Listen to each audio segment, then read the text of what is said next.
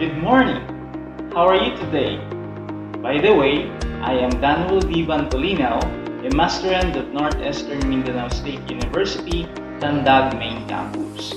And I will be presenting to you the research journal made by Ma'am Jenelu A. Divilla and Sir Franz Kevin B. Manalo, entitled Secondary Teachers Preparation, Challenges, and Coping Mechanism in the Pre-Implementation of Distance Learning in the New Normal.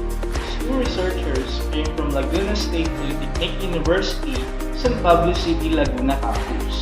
This presentation is a final requirements for our IC 204 subject under by Dr. Catherine R. Alimbuyo. What are we waiting for? Let's start! COVID-19 pandemic has resulted drastic changes in education. Part of it is the shift from face-to-face classes to different learning modalities, which include distance learning. Since education is believed to continue despite the circumstances, teachers started to prepare for modular and online distance learning. The education sector is one of the most affected fields brought about by COVID-19 pandemic. Schools have become the most vulnerable to safety and security. Health concerns of school personnel, students, parents, and other stakeholders are at stake. Thus, temporary closure of schools was enforced to contain the spread of the virus and reduce infections. Community lockdown and quarantine led to work from home among teachers and study from home among students through online distance learning. The department implemented the alternative learning delivery modalities such as modular, television-based, radio-based instruction, blended, and online, while face-to-face classes is still prohibited due to the public health situation. As to the curriculum offering, the learning competencies have been congested to focus only on the most essential learning competencies or the MELT, which are aligned with the achievement of 21st century skills such as critical thinking, collaboration, communication, and creativity.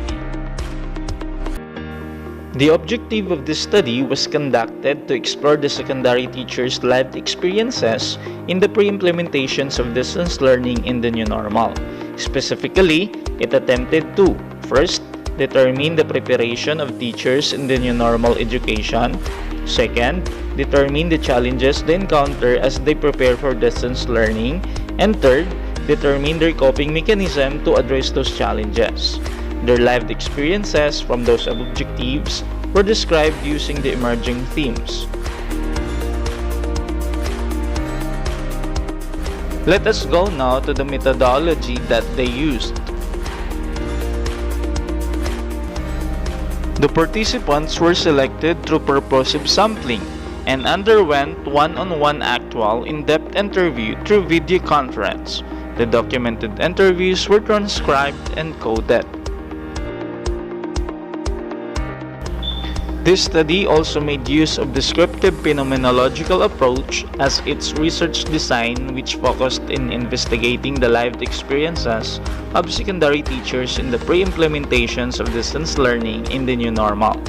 The participants of the study were 10 secondary teachers from the public secondary schools in the division of San Pablo City, who were chosen through purposive sampling. An interview was scheduled based on the participants' availability and convenience. The actual one-on-one, in-depth interview at an average of 30 minutes took place through Zoom video communications. Questions were open-ended to enable the participants to give answers in their own words. The call analysis consisted of the participants' statements, phrases, and sentences relevant to the experience phenomenon. These were the basis in the conduct of warm analysis in which the data were clustered and categorized. Let us now go to the results and findings. Based on the results, the researchers find the three related themes. We have heard the first one, the teacher's preparations for distance learning modality. Under with the teacher's preparations, we have here the subtopics. First, gathering resources and establishing practices.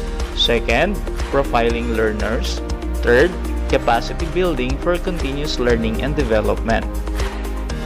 Let us now discuss first the gathering resources and establishing practice. In gathering resources and establishing practices, most of the participants believed that preparing the devices and tools for teaching in the new normal is important. Effective command in the distance learning requires a range of equipment, which includes computers, laptops, webcams, and internet modem. However, not all participants have complete devices to facilitate teachings in distance learning. Generally, the common devices and tools that the participants are preparing limits only laptop, desktop, and packet Wi-Fi.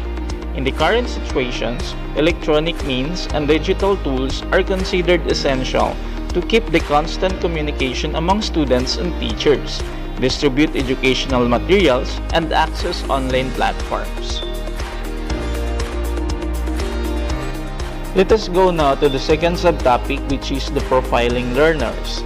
As all participants shared that preparations is not limited only to single type of online tool, but rather a variety of selections to choose from to cater the needs of the learners.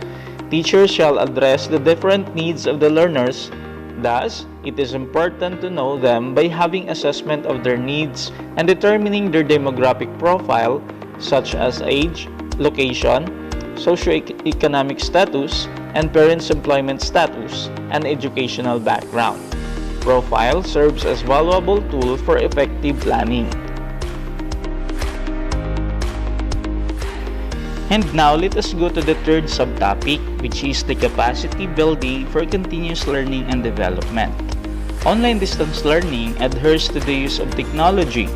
The participants are continuously familiarizing themselves with different online platforms. To equip themselves with the new normal education, the participants attend webinar sessions, watch video tutorials, and are mentored by peers. This allows to widen their knowledge and develop useful skills as they design their instructional plans. Continuous learning provides growth and development of teachers as professionals, making them ready and prepared in embracing changes in the teaching landscape. And for the second related theme, we have the challenges encountered during preparation stages. We have also here the subtopics. First, complexity of assessment. Second, difficulty instructional delivery. Third, digital divide. Let us discuss first the first subtopic, which is complexity of assessment. The participants mentioned assessment as major challenge they face in preparing for distance learning. In a study, teachers worried about the equality of the assessment between distance learning and face-to-face discussions in ensuring that the students are taking the test under the same conditions and situations, and students can be able to submit equivalent written works and other indicators of achievements of objectives. Since teachers were not trained in distance learning during their pre-service years, thinking on how to implement different assessment strategies seems tough. Validity and trustworthiness of students' response may also become an issue as distance learning cannot provide real-time guidance of teachers' facilitator when giving examinations and making outputs. Let us proceed to the second subtopic, which is the difficulty in instructional delivery. Instructional delivery adds up to the major concerns as participants said that they have only limited knowledge and skills when it comes to ICT. It is rooted in the absence of the relevant trainings on distance learning. The Department of Education said that only around 40% of the 800,000 teachers nationwide were trained for the distance learning through the Information and Communication Technology Unit facilitated webinar sessions. And for the third subtopic of challenges, we have the digital divide. ICT is a key factor in online distance learning. In a modern digital world, ICT is not just an option, but a rule. One participant mentioned that financial constraint hampers the preparations for online distance learning. There are required specifications of mobile phones, laptops, desktops, and other gadgets, and so, the upgrade entails finances. Teachers do not have the most appropriate devices to run an online distance learning since there is no provisions for additional budget. Instruction-related challenges in online distance learning is rooted in financial difficulties. This hinders an effective and balanced teaching and learning system. Let us now proceed to the third related theme findings, which is the coping mechanism to address the challenges. Under with these are the following subtopics. First, positive well-being. Second, time management. Third, openness to change. Fourth, peer mentoring. And the fifth one is the collaboration. Let us discuss first the first subtopic, which is the positive well-being. The participants' positive well-being contributes to addressing the challenges of the new normal education. Encouraging outlook, self-confidence gained from encouragement and motivation, healthy lifestyle, and stress reduction allows them to continue performing their duties and responsibilities despite the challenges of these trying times. When teachers create a positive environment and well-being among themselves, it could foster improved academic performance and promote social and emotional progress among students even outside the classroom. And for the second subtopic of coping mechanism, we have time management. Time management is an important practice to meet the demands of home and work. Participants said that time management helped them to accomplish things on time. This lets them to attend school duties, do household chores, and regain energy through rest. Establishing routines through habits and practices is a set schedules help them to utilize time efficiently. Next is the third subtopic of coping mechanism, which is the openness to change. Nothing in this world is constant. Being flexible and adaptive to change allows us to survive and still succeed. One participant mentioned that teachers are engaged in never-ending learning. Thus, we should be open to learn new things which would help us grow. Flexibility and adaptability are important qualities that every teacher must acquire. Every teacher can adjust, change, and modify teaching methodologies depending on the student's needs, availability of resources, and context of environment. They value students' achievement rather than rigid practices. And the fourth subtopic of coping mechanism is peer mentoring. The participant mentioned that peer mentoring helps them to collaborate and share best practices. They seek guidance and support from one another when preparing learning resources and ICT tools. Mentoring provides a strong support system in holistic well-being and development of educators. As teachers embraces change, peer mentoring allows them to build confidence and nurture competence in the new normal. Teachers value the support gained from one another as a beneficial way to stay connected, and when they feel appreciated and respected, they will render quality services through valuable teaching. And the last subtopic of coping mechanism is the collaboration. Since the school cannot provide all the needs of teachers due to its limited resources, the gaps are filled through the continuous support through community engagement and partnership with stakeholders. Collaboration is a key tool to create a meaningful learning experience for all. Parents understand the needs of their children, thus making them more engaged in extending help and support, and in return, teachers becomes more responsible in providing quality instruction among its learners. In this case, everyone is involved in designing learning opportunities. When everyone knows their rules and responsibilities, the implementations of learning modality becomes organized and easy. And for the conclusion, this phenomenological research aimed to explore the lived experiences of secondary teachers in the pre-implementation of distance learning in the new normal. Emerging themes were derived related to preparation, challenges, and coping mechanism. Based on the findings, the following conclusions were hereby drawn. We have here the three main core findings, which are the following. First, the 3 core themes related to preparation. Second, the 3 core themes related to challenges. And then the third one, the 5 core themes related to coping mechanism. Under the 3 core themes related to preparations, we have first, gathering resources and establishing practices. Second, profiling learners.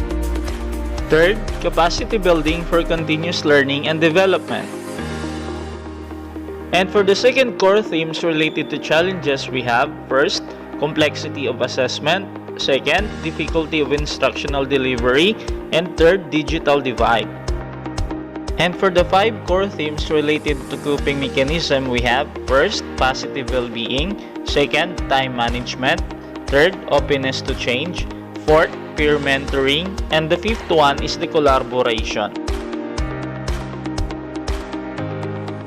For recommendations, while the core themes are found essential to the teacher's lived experiences in the pre-implementations of distance learning in the new normal, the following points are given for the future considerations.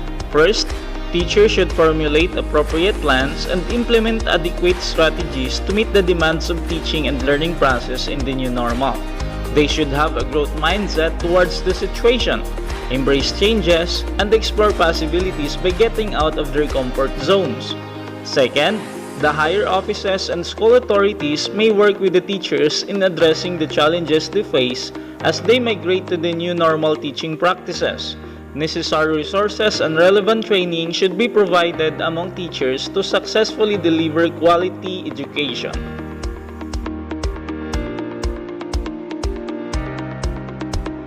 Thank you so much for bearing with me your time. I will end this presentation with these amazing quotes of Mr. Albus Dumbledore, a character from Harry Potter. Says, "Happiness can found even in the darkest of times, if one only remembers to turn on the light." So, with this darkest time in the history of education, let us be the light and shade for others, especially to our young learners in this age of digital divide. We as educators must teach with the heart and passion, para sa bata, para sa bayan. Again, I am Danuel Di Bantolinaw, your presenter for today. Goodbye and God bless!